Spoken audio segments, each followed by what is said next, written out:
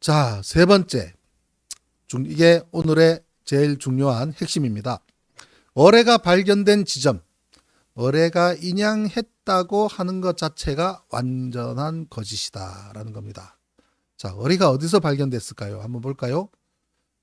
자, 사고가 났다고 하는 지점은 이렇게 국방부 조사 보고서 그림 2-6으로 피격 및 침몰 위치가 이렇게 나와 있습니다. 그래서 천안함 피격 위치에서 1번 해놓고요.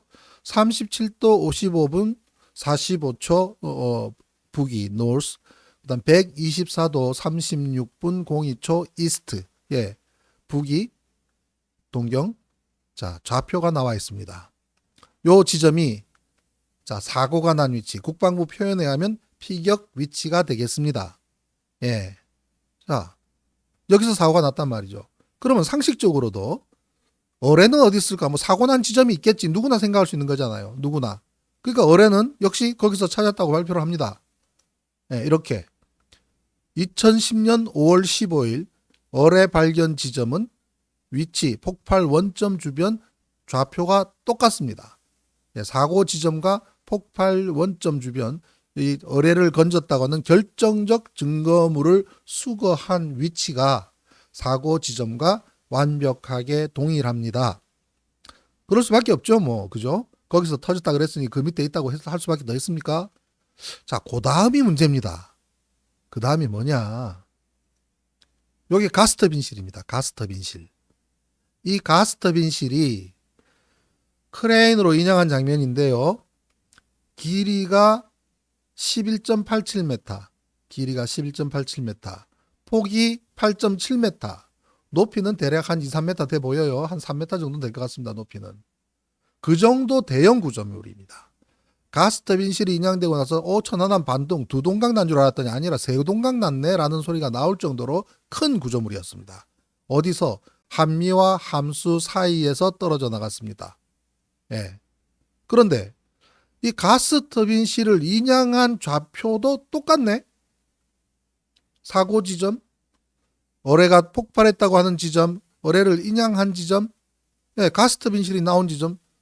뭐 논리적으로도 그것을 벗어나기도 어렵잖아요. 그죠? 거기서 터졌고 거기서 떨어져 나갔고 거기서 사고 났다면 지점이 같을 수밖에 없지요. 그럼 뭐가 문제냐? 날짜입니다.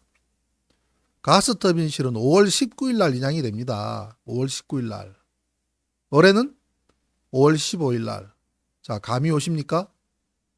이 큰 덩어리가 있는 해저 바닥에서 나흘 전에 어뢰, 그것도 추진체, 모타와 추진체를 동시에 쌍끌이 여선으로 수거해서 긁어서 그것을 인양했다. 가능할까요?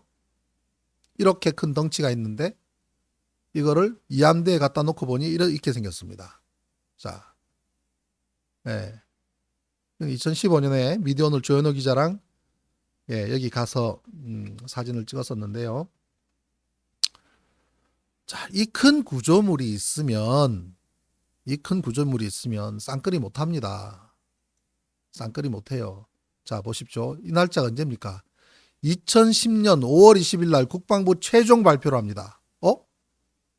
그 전날 가스터빈실을 인양했는데 함수와 한미 사이에서 떨어져 나간 가스터빈실이 5월 19일 날 인양이 되어서 평택으로 막 이송이 되고 있는 중인데 그 다음날 이렇게 국방부는 최종 발표를 하는 게 말이 되겠습니까? 왜요? 배 한가운데서 어뢰가 터졌다며요. 네? 배 한가운데서 어뢰가 터졌으면 배 한가운데서 떨어져 나간 물체는 그 폭발에 가장 많이 노출된 곳이기 때문에 조사를 해야지. 5월 20일로 최종 발표로 날짜를 잡아놨더라도 5월 19일 날 가장 중요한 결정적인 증거물이 인양이 됐다면 모든 계획 중단하고 조사를 해야 되는 게 맞죠. 그죠? 어떻게 하는지 아십니까? 비밀에 붙입니다. 어뢰를 인양한 사실 자체를 비밀에 붙여버립니다. 그리고 그 다음날 이렇게 강행을 합니다. 발표를 합니다. 자, 이게 바로 스모킹건이요. 이게 바로 천안함을 반파시킨 어뢰요. 라고 유리 케이스 안에 넣어놓고 발표한 날이 5월 20일입니다. 그러나 하루 전날 그 어뢰가 터졌다고 하는 지점에 가장 큰 구조물체가 인양됐다는 사실은 국민들한테도 감추고 언론한테 감추고 싹 비밀에 붙입니다. 저 어뢰는요, 저 가스터빈 실은 6월달이 되어서야 그때 기자들이 냄새를 맡고 가스터빈 실 인양됐다는 소리가 들리는데 왜 공개를 안 합니까? 자꾸 항의를 하니까 6월달에 2010년 6월달이면요 6.2 지방선거도 끝나고 천안함 사건에 대해서 국민적 관심 자체가 사라졌을 때입니다. 모든 것이 정리되고 5월 24일 날 이명박은 전쟁기념관에서 5.24 조치 발표를 하고 북한을 맹비난을 하고요. 그리고 그 다음에는 수습 국면으로 들어가 버렸기 때문에 뭐 관심도 별로 없었습니다. 그때 가스터빈 실을 공개를 합니다. 기자들한테. 자, 그러면 문제가 뭐냐? 사고 지점, 어뢰 발견 지점, 가스터빈 실이 동일한 좌표라면 낚시로 건졌다면 모를까? 쌍끌이로 어뢰를 건져 올리는 것은 논리적으로 불가능하다는 얘기입니다. 거짓말도 그렇게 하면 안 된다는 얘기죠. 그렇기 때문에 저 사람들은 5월 19일 날 가스터빈 실 건져 올린 사실을 비밀로 붙여둘 수밖에 없었던 거죠. 쌍끌이 어선 볼까요? 이런 겁니다. 쌍끌이 어선은 100m 가까이 되는 그물을 쭉 끌면서 두 어선이 서로 거리를 두고 쭉 끌고 가면서 그 물고기를 잡는 것이 쌍끌이 어선입니다. 그리고요, 또 중요한 것은 제가 또 이 수산 전문가들한테 또 물어봤지 않겠습니까? 이 쌍끌이 어선은요, 이 그물이 만약에 저런 그물을 우리는 뭐라 그러냐면 저인망어업이라고 하는데요. 저런 저인망어업이 그물이 바닥을 빡빡빡빡 긁으면 어떻게 되냐면요. 온갖 잡동사니가 그물에 다 들어갑니다. 그러면 저거 끌지도 못해요. 위에 윈치를 올리지도 못합니다. 과부하가 걸려서 윈치 다 터질 거예요. 그럼 어떻게 해야 되느냐? 그물 밑에 타이어를 이렇게 달아둡니다. 타이어. 그러면 1m 정도의 해저 바닥에서 떠서 퉁퉁퉁 튕기면서 건너가면서 이러면서 그 바닥 위에 있는 물고기들을 이렇게 잡지 바닥을 빡빡 긁지 않습니다. 쌍끌이로 건졌다 그러니 국민들은 해저 바닥을 긁은 거로 생각을 해요. 긁어서 파묻혀 있는 걸 파낼 정도로 이렇게 건진 거라고 착각을 합니다. 그렇지 않습니다.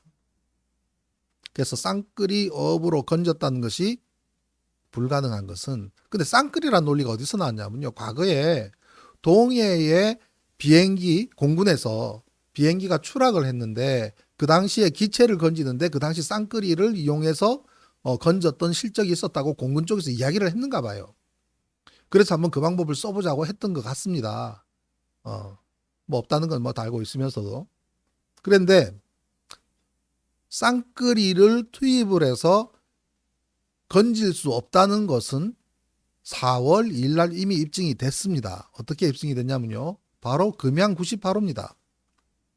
금양 98호는 금양 97호, 금양 98호와 함께 한 조 두 척이 금양 97, 98이 한 조를 이루고 있고, 그날 4월 2일 날 2010년 4월 2일이면 천안함 사고가 발생하고 일주일 뒤입니다. 일주일이 지나서 국방부가 요청을 했겠죠. 자, 우리 쌍끌이 어선들 가서 한번 사고 해역에서 한번 좀 도와주시오 해서 몇 척이 투입되냐면요. 10척이 투입이 됩니다. 그걸 5통이라 그래요. 통. 한 통이 2척인가 봐요. 그래서 뭐 그쪽 용어로 5통, 5통, 그러면 10척. 10척의 쌍끌이 어선이 4월 2일 날 현장에 투입이 됐는데 2시간 만에 철수합니다. 그물이 다 찢어져 가지고. 그 인근에다가 그물을 놨더니 끌다가 그물이 다 찢어져서 이거 도저히 작업이 안 된다, 불가능하다 그래서 2시간 만에 그물 걷어서 철수합니다. 철수하다가 금양 98호가 캄보디아 화물선하고 충돌해서 전원 다 사망을 하게 됩니다. 그때는 천안함은 찾는데 이틀 걸렸지만 훨씬 작은 저 금양호를 불과 30분 만에 찾습니다. 그게 정상입니다. 바다에 빠진 선박 찾는데 30분이면 찾는 게 정상입니다. 천안함 한미는 찾는데 이틀 걸렸죠. 이틀 동안 안 찾는다 그랬죠. 우리 천안함 가족분들은 국방부 정말 그 항의를 하셔야 됩니다. 이틀 동안 처음 안 찾은 것은 범죄 행위 중에 굉장히 중대한 범죄 행위입니다. 물론 해군이라면 저도 같이 생각을 했습니다만 천안함은 잠수함이 아니기 때문에 한미가 물속으로 들어가면 기관실부터 들어갔을 것이고, 그러면 특히나 군함은 침실에 있어도 위로 케이블이 막 지나갈 정도이기 때문에 어느 정도 위에 다 구멍이 뚫려 있어서 환기통도 있고요. 불과 5분 견디기 힘들었을 것이다 라고 추정할 수가 있습니다. 저도 그렇게 생각했으니까요. 여객선은 완전히 전복됐을 때 터진 것도 아니고 잘라진 것도 아니고 구멍 난 것도 아니기 때문에 에어포켓이 존재했을 거라고 처음부터 주장을 했지만, 반파돼서 들어간 천안함인 경우는 불과 5분 이상 버티기 힘들었을 것이다 라고 생각을 합니다. 그럼에도 찾아야죠. 근데 이틀 동안 안 찾은 거는 엄청난 범죄 행위라고요. 이 금양호는 그때 충돌해서 빠졌을 때 30분만 찾았습니다. 자, 이 금양호가 98 금양호가 쌍끌이를 하다가 2시간 만에 포기하고 그만뒀던 것 자체가 서해 사고 해역에서 쌍끌이 어선을 이용한 수색물을 탐색은 불가능하다는 걸 입증한 겁니다. 관련 기사 이렇게 조선일보네요. 쌍끌이 저인망 어선 한 척이 사고 해역 가까운 곳에서 침몰했다. 오후 8시 반에 사고 당시 98 금양호 주변에 중국으로 가던 대형 화물선이 있었다는 사실이 확인되었고, 이 어선을 비롯한 쌍끌이 어선 5통 10척은 이날 오후 2시 20분부터 백령도 사고 해역에서 2시간여에 걸쳐 수색 작업을 벌였지만 그물이 파손되는 등 문제가 발생해 작업을 중단하고 회항하는 길이었다. 그죠? 현지에서 쌍끌이로 무언가를 한다는 것은 어렵다는 것이 기사로도 또 금양 98 사고를 통해서 입증이 됐습니다. 그런데 5월 15일 날 장성이 탄 날 첫 출항, 첫 그물질에 어뢰 추진체와 어뢰 모터를 한꺼번에 건졌다고 발표한 국방부의 발표는 거짓말, 거짓이었습니다.